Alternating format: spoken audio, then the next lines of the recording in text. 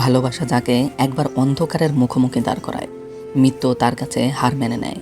অতীতের ভাঙা স্মৃতি এবং নিষ্পাপ রক্তের করুণ আর্তনাদ, এই দুয়ের মাঝে দাঁড়িয়ে এক রক্তক্ষয়ী লড়াইয়ের নামই হচ্ছে আওরাপান 2।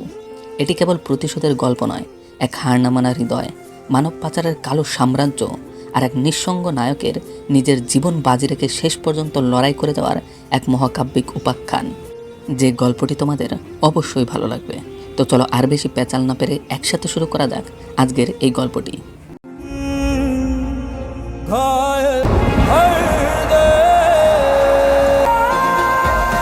इस बार या तो ये आवारा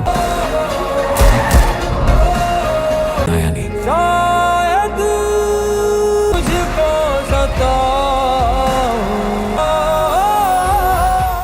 প্রিয়তমা আলিয়ার অকাল মৃত্যুর পর শিবম পণ্ডিতের জীবন যেন একদম থমকে গিয়েছিল। আলিয়ার স্মৃতির ভার নিয়েই সে বেঁচেছিল।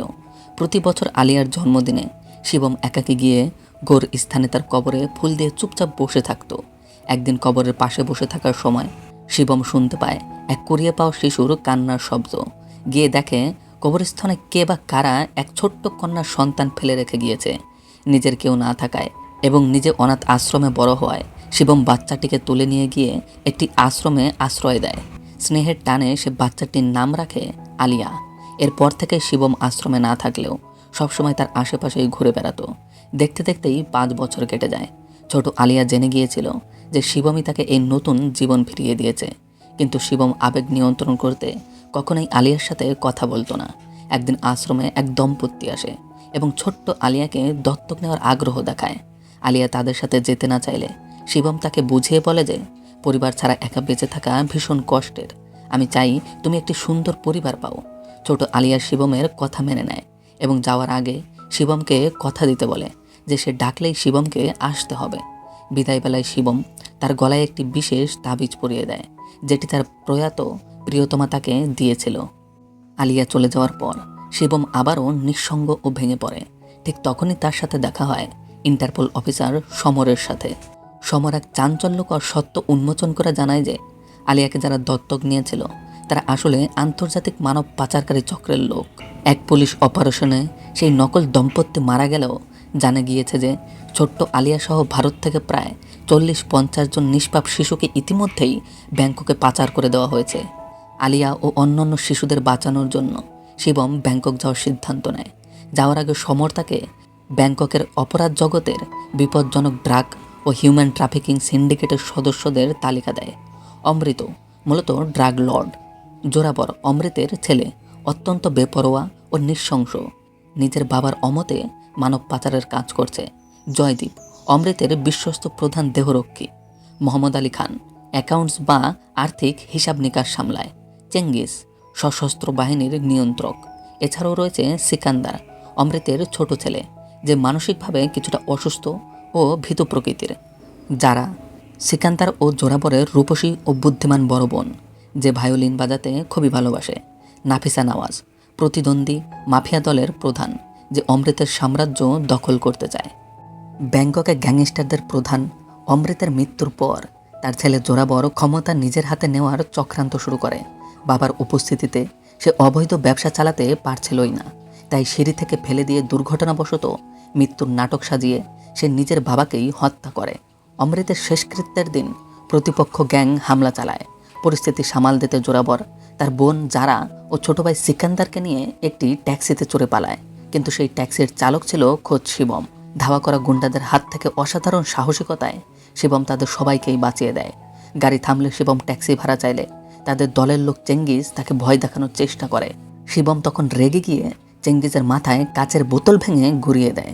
শিবমের এই লড়াকু মানসিকতা দেখে জোরাবর তাকে নিজের গ্যাংয়ে নেওয়ার পরিকল্পনা করে, কিন্তু জোরাবর শিবমকে গ্যাংয়ে নেওয়ার আগে এক কঠিন পরীক্ষা নেয়। তাকে নাফিসা নওয়াজের এক ড্রাগ ডেরায় পাঠায়। সেখানকার লোকজন শিবমকে ধরে ফেলে এবং নাফিসার নির্দেশে শিবমকে জ্যান্ত মাটিতে পুঁতে ফেলা হয়। কিন্তু মৃত্যুকে জয় করে মাটির তলা থেকেই বের হয়ে আসে শিবম। এরপর একাই পুরো আস্তানা ধ্বংস করে উমরের মাথা কেটে এনে জোরাবরের সামনে আছড়ে ফেলে। শিবমের ক্ষমতা দেখে জোরাবর তাকে টিমে নেয় এবং যারাও সিকান্দারের নিরাপত্তার দায়িত্বও দেয়। দায়িত্ব পালন করতে গিয়ে আস্তে আস্তে শিবম ও যারা সম্পর্ক গভীর হতে শুরু করে। শিবম জানতে পারে যারার ভাই জোরাবর অত্যন্ত নিষ্ঠুর লোক। একদিন জোরাবর যখন যারার প্রিয় ভায়োলিনটি ভেঙে গুঁড়িয়ে দেয়, শিবম যারার জন্য তখন নতুন একটি ভায়োলিন উপহার হিসেবে নিয়ে আসে। আবেগে আপ্লুত হয়ে যারা শিবমকে তখন জড়িয়ে ধরে। যারার মাঝে শিবম বারবার তার হারিয়ে যাওয়া প্রিয় আলিয়ার প্রতিচ্ছবি দেখতে পায়। ইন্টারপোল অফিসার সমরের কাছ থেকে খবর পেয়ে শিবম দেখতে পায় যারা গোপনে নাফিসার সাথে দেখা করতে গেছে। সেখানে মুখোমুখি হলে সব সত্য প্রকাশ পায়।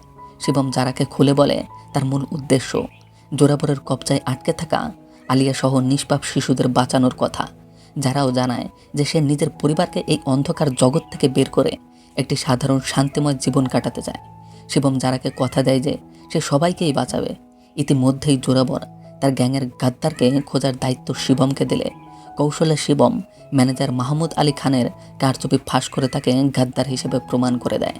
জোরাবর তার দেহরক্ষী জয়দীপকে দিয়ে মাহমুদকে হত্যা করায়। পরবর্তীতে যারা জানতে পারে বাচ্চাদের এক দ্বীপে রাখা হয়েছে, কিন্তু শিবম কিছু করার আগেই জোরাবরের জালে ধরা পড়ে যায় ইন্টারপোল অফিসার সমর।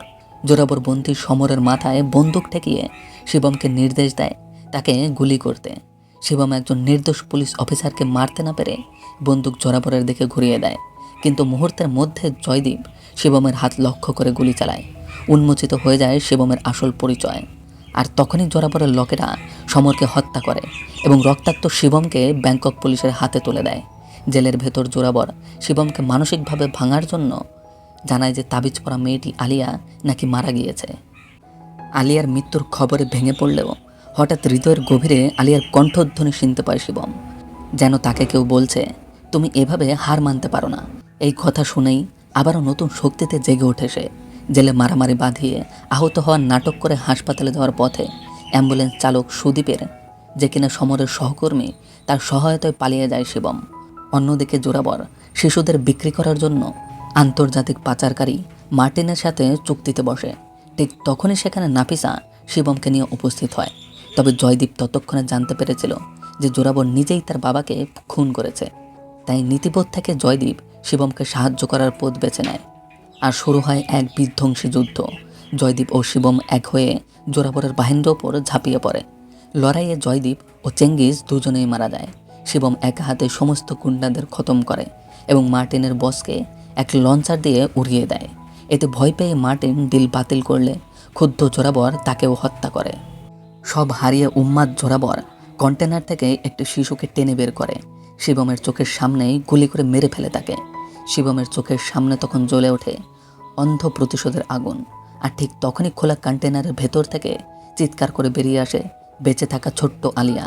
মূলত অসুস্থ অন্য এক শিশুকে বাঁচাতেই আলিয়া নিজের গলার তাবিজটি তাকে পরিয়ে দিয়েছিল। আলিয়াকে জীবিত দেখে শিবম নতুন তেজ পায়। জোরাবর আলিয়াকে জিম্মি করে যারা ও শিবমের হাতে দুটি পিস্তল তুলে দিয়ে একে অপরকে গুলি করার ভয়ঙ্কর শর্ত দেয়। ঠিক তখনই পেছন থেকে ভীত ছোট ভাই সিকান্দার সাহসে ভর করে জোরাবরের হাতে গুলি চালিয়ে দেয়। চারপাশে বিশৃঙ্খলা সৃষ্টি হলে চরম হাতাহাতির এক পর্যায়ে শিবম এক ক্রেন দিয়ে জোরাবরের ওপর বিশাল এক ভারী কন্টেনার ফেলে দিয়ে তাকে চিরতরে পিষে ফেলে হত্যা করে। আর এভাবেই শিবম আলিয়া সহ সমস্ত নিষ্পাপ শিশুর প্রাণ রক্ষা করে। সব কিছু শান্ত হওয়ার পর এক মিউজিক শো এর প্রাসঙ্গে যারা ও শিবমের শেষ সাক্ষাৎ হয়। দুজন দুজনকে ভালোবাসলেও শিবম জানায় তাকে চিরদিনের জন্য চলে যেতে হবে। আর যারা যেন আলিয়া ও সিকান্দারের দায়িত্ব নেয়। প্রকৃতপক্ষে নাফিসা যখন শিবমকে জেল থেকে পালাতে সাহায্য করেছিল তখন সে শিবম তার জন্য অন্য কাজ করার শর্তে রাজি করিয়েছিল। জীবনের শেষ রক্তবিন্দু দিয়ে শিশুদের বাঁচিয়ে শিবম এখন নাফিসার হয়ে এক নতুন ও বিপজ্জনক মিশনে পা বাড়ায়। আর এরই সাথে আজকের গল্পটিও এখানেই শেষ হয়। তো গল্পটি কেমন লেগেছে তা অবশ্যই জানিও। আবারও দেখা হচ্ছে খুব শীঘ্রই। ততক্ষণের জন্য সবাইকে বাই অ্যান্ড টেক কেয়ার।